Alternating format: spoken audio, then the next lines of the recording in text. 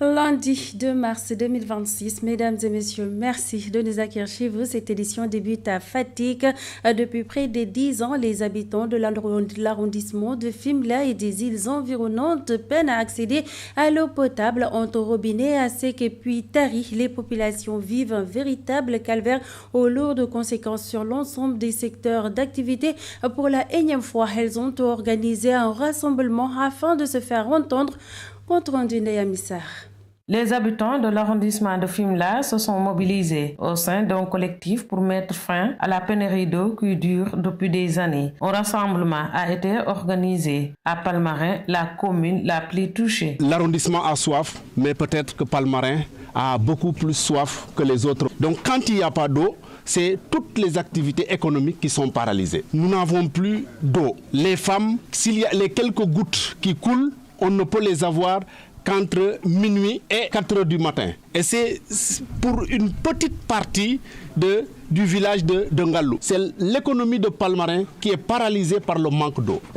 Les bergers ne peuvent plus avoir de belles bêtes parce que les bêtes ont soif. La vente d'eau par citerne et ses lourdes conséquences pour les ménages ont été dénoncées. Les citernes qui passent par ici et qui livrent l'eau. La citerne de 10 000 mètres cubes à 25 000 francs, c'est pas normal. Ça veut dire qu'on va fermer les robinets. Alors, le ministère de l'Hydraulique, est-ce que vous êtes complice ou pas? Ou c'est la CO qui vend ça et qui met dans sa poche? On ne peut pas concevoir qu'il n'y a pas d'eau dans les robinets et à chaque 2 mois, on vous envoie des factures très salées. Les femmes, premières victimes de cette crise, ont exprimé leur ras-le-bol. La souffrance que les femmes et les foyers subissent pour aller chercher de l'eau. En 2026, c'est une honte pour le Sénégal. En 2026, qu'une femme porte sur la tête une bassine de 20 kilos et fasse 1 kilomètre pour amener de l'eau dans son foyer. Les populations annoncent une pétition portée par la diaspora via l'initiative Palmarin Solidaire pour exiger le retour durable de l'eau dans l'arrondissement de Fimela. Non loin de la Bombay, les éleveurs sont divisés entre l'ancien forail et le nouveau site d'Ngoy. Si certains restent sur l'ancien emplacement, d'autres ont rejoint le nouveau forail malgré les difficultés liées à l'accès à l'eau et aux taxes.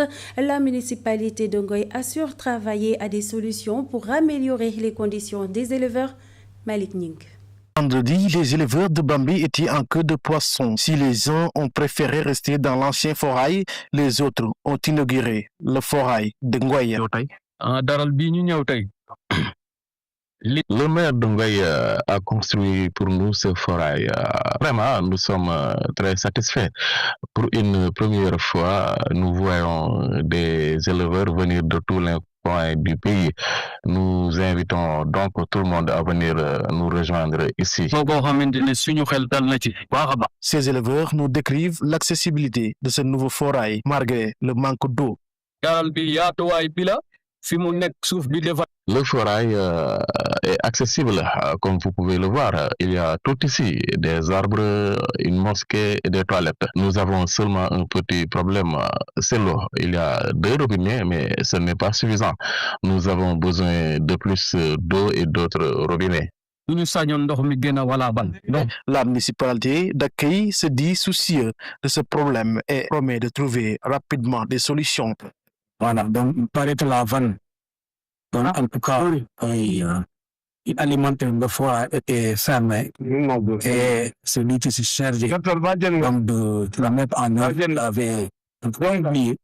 Mais quand même, donc, c'est retenu tellement là où nous sommes. Nous avons Concernant les taxes qui sont à l'origine de ce problème, la municipalité prône la gratuité pendant 3 mois. Alors, la municipalité, dans un premier temps, comme je l'ai dit, donc dans un esprit en tout cas de soutenir cette activité-là, et qui aide beaucoup de familles, a décidé même de garantir la gratuité des taxes et même des droits de place pour une durée de 3 mois. à partir donc de la date d'ouverture. Direction Kaffrine, la décision du ministre des Transports terrestres et aériens d'imposer une visite technique aux véhicules Cheikhou Chérifou suscite des réserves si la mesure vise à renforcer la sécurité routière et des acteurs du secteur pointent les difficultés d'application, l'état des routes et la nécessité de mieux former les chauffeurs. N'est-ce pas, Fatou Sall? Les minibus Cheikhou Chérif sont rappelés à Dakar pour des contrôles techniques après leurs implications dans plusieurs accidents de la route. À Kaffrine, les responsables de la gare routière jugent cependant la décision difficile à appliquer. C'est une initiative qui s'annonce difficile pour les chauffeurs, compte tenu du nombre important de véhicules combinément appelés Cheikhou Chérif au Sénégal. Si tous ces véhicules doivent effectuer leur visite technique dans un même centre, certains risquent de rester immobilisés pendant une semaine. Pour certains, la priorité devrait aller à la réhabilitation et à la réorganisation des axes routiers. Puisque de 1960 à nos jours, les routes nationales numéro 1 et numéro 2 n'ont pratiquement pas été élargies, alors que le nombre de véhicules a considérablement augmenté. D'autres estiment qu'il faut renforcer la sensibilisation et la formation des chauffeurs au respect du code de la route. Pour lutter contre les accidents de la circulation, il faut d'abord agir sur le facteur humain. La formation des chauffeurs est essentielle pour renforcer leurs compétences et leur sens de responsabilité. Ce n'est qu'ensuite que l'on peut se pencher sur l'état des véhicules. Les visites techniques débuteront demain 3 mars pour une durée de 2 mois. Reste à voir l'impact sur le transport interurbain et le niveau d'adhésion des chauffeurs à la mesure ministérielle. Au sud du pays, à Sédhiou, les autorités éducatives renforcent l'engagement communautaire en faveur de l'éducation inclusive. Dans le cadre du projet Faire École, une session de sensibilisation a réuni leaders et acteurs locaux afin de mobiliser les communautés pour la scolarisation de tous les enfants, en particulier ceux en situation de handicap. Omar Sissé nous fait le point. À travers le projet Faire l'école, le ministère de l'Éducation nationale, via l'inspection d'académie de Sédhiou, a mobilisé leaders communautaires et acteurs locaux de la région pour renforcer l'engagement en faveur de la scolarisation de tous les enfants, notamment ceux en situation de handicap. Le projet Faire l'école intervient dans cette académie, dans Sédhiou, pour accompagner les élèves en situation de handicap. Non seulement passer par l'identification des élèves qui sont concernés, mais aussi la prise en charge et la formation des acteurs. Parce que dans les écoles, il n'y a pas toutes les dispositions pour les enfants qui sont en situation de handicap. Un enfant qui est dans une chaise, il veut aller aux toilettes. Il ne peut pas. Il ne peut pas avec la chaise. Bon, les barrières sociales, ça commence à diminuer. Les familles pensent que l'handicap est une honte. Mais on est en train de travailler sur ça. En termes d'identification, nous sommes à 7% sur le nombre d'enfants qui sont en situation de handicap qui se trouvent dans les écoles. Maintenant, il s'agit d'aller chercher des enfants qui n'ont pas, peut-être qu'on n'a pas pu toucher.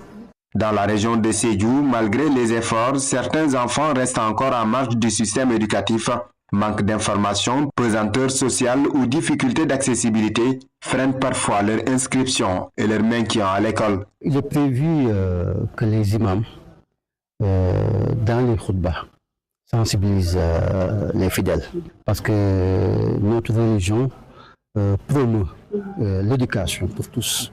Même dans les écoles coraniques, nous allons mener des séances de sensibilisation pour que les encadreurs prennent bien en charge les enfants en situation de handicap. Nous nous rendons également dans les maisons où parfois certaines familles négligent les enfants, même lorsqu'ils ont un handicap léger. À travers cette rencontre, les autorités éducatives entendent impulser une dynamique locale durable. L'ambition est de faire de l'inclusion une réalité dans toutes les écoles de la région de Sédhiou. Velengara, pour boucler ce bulletin d'information, les radios communautaires ont réaménagé leur grille de programme à l'occasion du mois béni du Ramadan. Les heures de diffusion ont été réduites et la musique retirée des programmes au profit des récitals du Saint-Coran et de chants religieux conformément à l'esprit de recueillement et de dévotion qui caractérise cette période. Mariam Abba. Ramadan oblige, les grilles de programme des radios dans la commune de Vélingara ont complètement changé. Cela pour s'adapter au mois à béni de Ramadan. C'est le cas de la radio Vélingara FM. Nous avons modifié notre grille de programme un peu, notamment le matin. Maintenant, on sait que pour la journée, c'est très difficile pour les gens de venir parce que les techniciens la nuit sont très fatigués. Donc, on a décidé maintenant d'allumer la radio vers 11h de minuit. Et ce qui passe pour faire des émissions, s'il n'y en a pas, il y a des chants religieux ou bien de la récitation du Coran. Le journal qu'on fait à 18h30, on l'a ramené à 15h. Même son de cloche chez la radio Bamtare Doré FM de Vélingara. Ici, tout a changé. Pas de musique, les prêches et chants religieux occupent en grande partie le programme. Mais pour le mois Ramadan, on ouvre la radio à partir de 8h et à 7h. Donc les grilles, c'est de 8h jusqu'à 13h.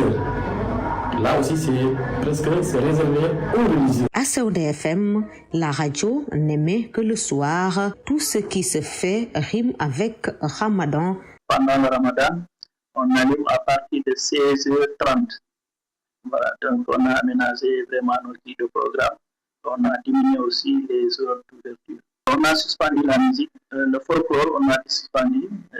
Ici, c'est le religieux qui vient pour faire des émissions. La réduction des heures de diffusion va permettre à ces radios de souffler un peu, mais aussi accompagner leurs auditeurs pour mieux vivre ce mois béni de Ramadan. C'est la fin de ce bulletin d'information. Mesdames et messieurs, merci de l'avoir suivi.